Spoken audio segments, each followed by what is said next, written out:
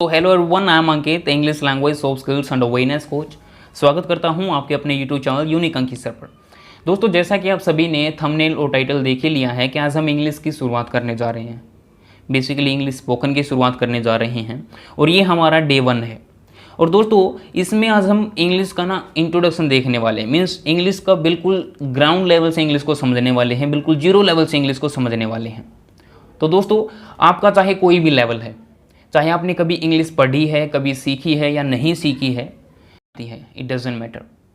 अगर आप इस सीरीज़ को हर रोज़ अगर आप इन वीडियोस को देखते हैं, इस सीरीज़ को देखते हैं, तो दोस्तों I guarantee and I keep promise कि आपको इंग्लिश बोलने में कोई दिक्कत नहीं होगी दोस्तों, कुछ ही दिनों के बाद। But there is one condition कि आपको हर रोज़ वीडियोज़ देखनी पड़ेंगी। हर रोज़ जो मैं बातें बताऊँगा उसको आपको फॉलो करना पड़ेगा, आपको प्रैक्टिस करनी पड़ेगी दोस्तों।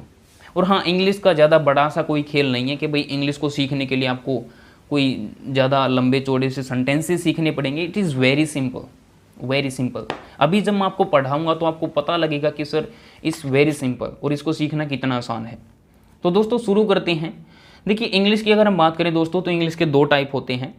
इंग्लिश का जो फर्स्ट जो टाइप है वो है सब्जेक्टिव इंग्लिश। सेकेंड जो टाइप है मीन्स दूसरा जो टाइप है वो है लैंग्वेज। सबसे पहले हम सब्जेक्टिव की बात कर लेते हैं दोस्तों, मीन्स जिसको हम ग्रामर का पोर्शन बोलते हैं। दोस्तों, सब्जेक्टिव जो इंग्लिश होती है उसको हम फॉर्मल पैटर्न में रखते हैं और जो लैंग्वेज है उसको हम इनफॉर्मल में रखते हैं।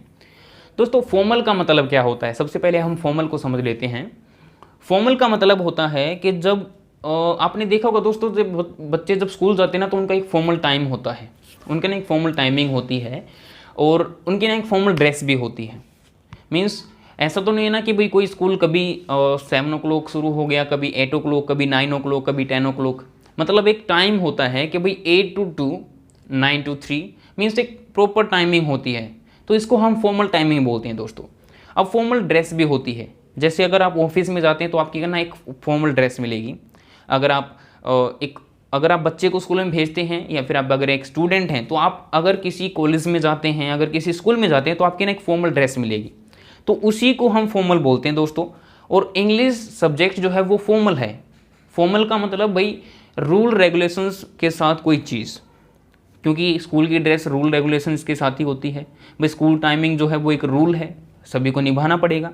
और दोस्तों, सब्जेक्ट जो है इंग्लिश सब्जेक्ट वो एक रूल ही है। मीन्स उसमें ग्रामर है और ग्रामर में सारे रूल्स हैं। तो दोस्तों इसलिए हम इसको फॉर्मल पैटर्न में बोलते हैं। आई होप सो कि दोस्तों मैं आपको समझा पाया हूँ। और दोस्तों, अगर हम बात करें कि सबसे बड़ा कंसेप्ट यहाँ पे बच्चों का ये रहता है, डाउट ये रहता है कि सर क्या इंग्लिश बोलने के लिए इंग्लिश ग्रामर ज़रूरी है?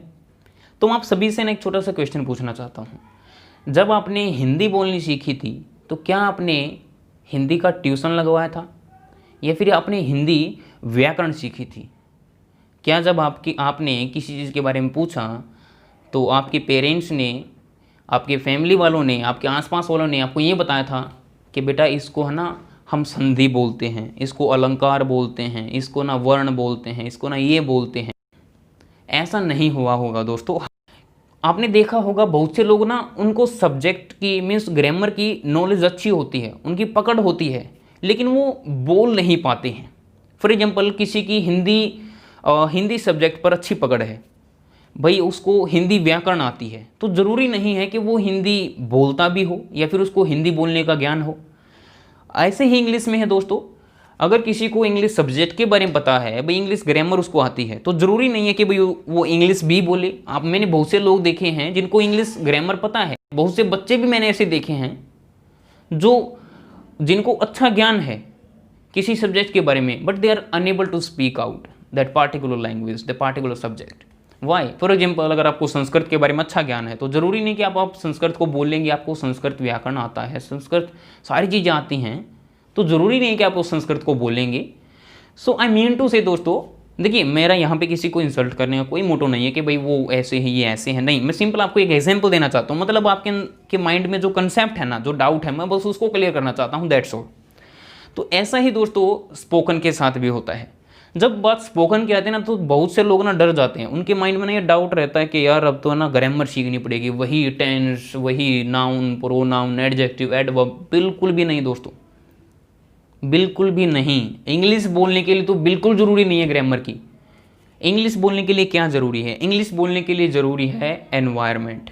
कोई भी लैंग्वेज है वो माहौल से आती है, चाहे आप हिंदी ले लो, चाहे आप इंग्लिश ले लो, कोई भी लैंग्वेज ले लो, वो दोस्तों आपके आसपास के माहौल से ही आती है, वो एनवायरनमेंट से ही आती है, या फिर आसपास के माहौल का असर उस पर पड़ता है। अब दोस्तों अगर हम बात करें इनफॉर्मल पैटर्न की, तो लैंग्वेज इनफॉर्मल पैटर्न में आती है, और जो लैंग्वेज है दोस्तों उसके ना दो टाइप होते हैं। अब लैंग्वेज के भी दो टाइप होते हैं, हमने इंग्लिश के बारे में बात करी, सब्जेक्ट और लैंग्वेज। अब लैंग्वेज के भी ना दो टाइप होते हैं, एक वर्बल होता है, एक नॉन वर्बल होता है। दोस्तों वर्बल का मतलब होता है भाई शाब्दिक, नॉन वर्बल का मतलब होता है भाई अशाब्दिक। दोस्तों शाब्दिक और अशाब्दिक में अब यहाँ पे थोड़ा सा समझिए, इस चीज़ को थोड़ा सा समझते हैं कि शाब्दिक का मतलब होता है दोस्तों अपनी फीलिंग्स, अपने इमोशंस को शब्दों का रूप दे देना। भाई मैं कोई चीज़ चाहता हूँ, मेरी कोई इच्छा है, मेरे इमोशंस हैं, मेरी फीलिंग्स हैं, मैं उसको शब्दों का रूप दे दूंगा, सिंपल, उनको बोल कर कहूँगा। इसको हम क्या बोलते हैं? वर्बल। एक नॉन वर्बल है दोस्तों, मैं इशारा करूँगा, या फिर दोस्तों मैं उस चीज़ को लिख के वो चीज़ काम करवाऊँगा, वो चीज़ करवाऊँगा। हमें यहाँ पर वर्बल सीखना है दोस्तों। अब हम यहाँ पे नॉन वर्बल की बात नहीं कर रहे हैं, so we have to discuss here verbal. हमें शाब्दिक सीखना है। और दोस्तों अगर मैं वर्बल की बात करूँ तो वर्बल टोटली डिपेंड करता है वर्ड के ऊपर, वर्ड के ऊपर दोस्तों। अब एक और क्वेश्चन जो यहाँ पर डाउट में बच्चों के रहता है, एक और कंसेप्ट मैं क्लियर करना चाहूँगा कि सर इंग्लिश की कहाँ से शुरुआत करें? इंग्लिश की अब जो मैं बताने जा रहा हूँ ना, यहाँ से शुरुआत करें, बिल्कुल जीरो लेवल से शुरुआत करनी है, एक एक वर्ड से शुरुआत करनी है, एक एक वर्ड से। ज़रूरी नहीं कि आप लंबे चौड़े सेंटेंसेस बोलेंगे तब जाकर आप इंग्लिश में अच्छे होंगे या फिर तभी आपकी शुरुआत होगी, नहीं, आप एक एक वर्ड से शुरुआत करो ना।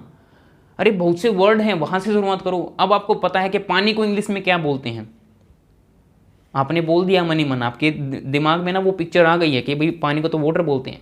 अगर मैं बात करूं भाई, मैं कहूं जाओ, तो जाने को इंग्लिश में क्या बोलते हैं? सिंपल गो। प्ले को इंग्लिश में खेलना बोलते हैं, लिसन, सुनो। अगर मैं कहूं रन, रन का मतलब दौड़ना, दौड़ो। अगर मैं कहूं डोर, तो डोर का मतलब दरवाज़ा। बुक, बुक का मतलब किताब। अब आपको यहीं से इंग्लिश की शुरुआत करनी है, एक एक वर्ड से, एक एक वर्ड से शुरुआत कीजिए दोस्तों। आज के बाद छोटे छोटे वर्ड है ना जो आपको आते हैं, उनकी शुरुआत कर दो, उनको बोलने की ना प्रैक्टिस करने लग जाओ। अगर आपको पानी लेना है तो सिंपल बोल दो वाटर।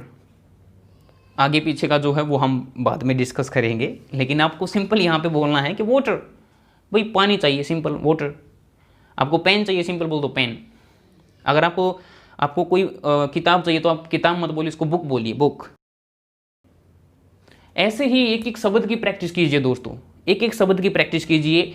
आपको पता भी नहीं लगेगा कि आपने कब आप उस माहौल में ढल गए और आपने इंग्लिश बोलने की शुरुआत कर दी। और दिस इज़ द बेस जो मैंने आप सभी को अभी बताया है। और दोस्तों अगर आपको कोई डाउट है तो आप कमेंट बॉक्स में कमेंट कर सकते हैं, and I will definitely reply.